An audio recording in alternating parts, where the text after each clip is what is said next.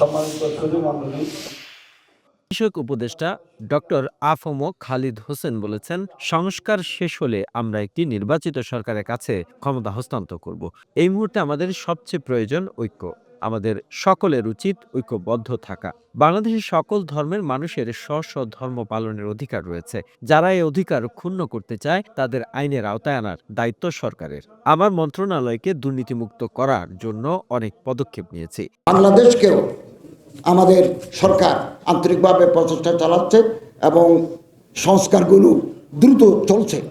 এগুলো যখন শেষ হবে নির্বাচনের মাধ্যমে আমরা যারা নির্বাচিত হয়ে আসবেন তাদের হাতে আমরা ক্ষমতা হস্তান্তর করে বিদায় নেব। এই মুহূর্তে আমাদের সবচেয়ে প্রয়োজন ঐক্য। আমরা এদেশকে ভালোবাসি, এদেশের প্রতিটি নাগরিকের অধিকার সমান।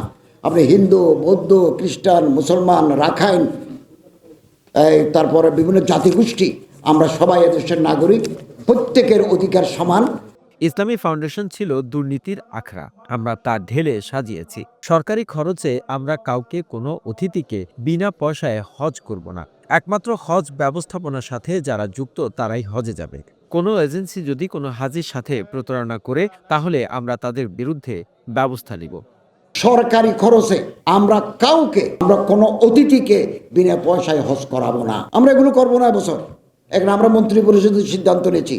ইসলামের দুটি উৎসব বোনাস প্রদানের ধর্ম মন্ত্রণালয় কাজ করছে। এছাড়া মসজিদের অন্যান্য নীতিমালা করা হয়েছে। ইমানদের স্বাবলম্বী করার জন্য বিভিন্ন পরিকল্পনা করার কাজ চলমান রয়েছে। ইসলামী ফাউন্ডেশন বরিশাল বিভাগীয় কার্যালয়ে মিলনায়তনে আয়োজিত ইমাম প্রশিক্ষণরত ইমাম মুয়াজ্জিনদের সাথে মত বিনিময় সভায় এসব কথা বলেন তিনি।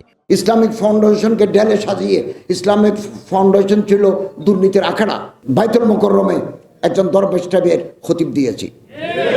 110 কোটি টাকা খরচ করে বাইতুল মুকাররমকে আমরা বিউটিফিকেশন করব, ডেভেলপমেন্ট করব, যেখানে ঢুকলেই মানুষের মনের ভিতরে একটা আল্লাহর ইবাদত করার মানসিকতা জন্মে। বরিশাল জেলা প্রশাসক মোহাম্মদ দেলোয়ার হোসেনের সভাপতিত্বে সভায় বিশেষ অতিথি হিসেবে উপস্থিত ছিলেন অতিরিক্ত police super Mohammad Shahidur Rahman. The news Bangladesh desk report.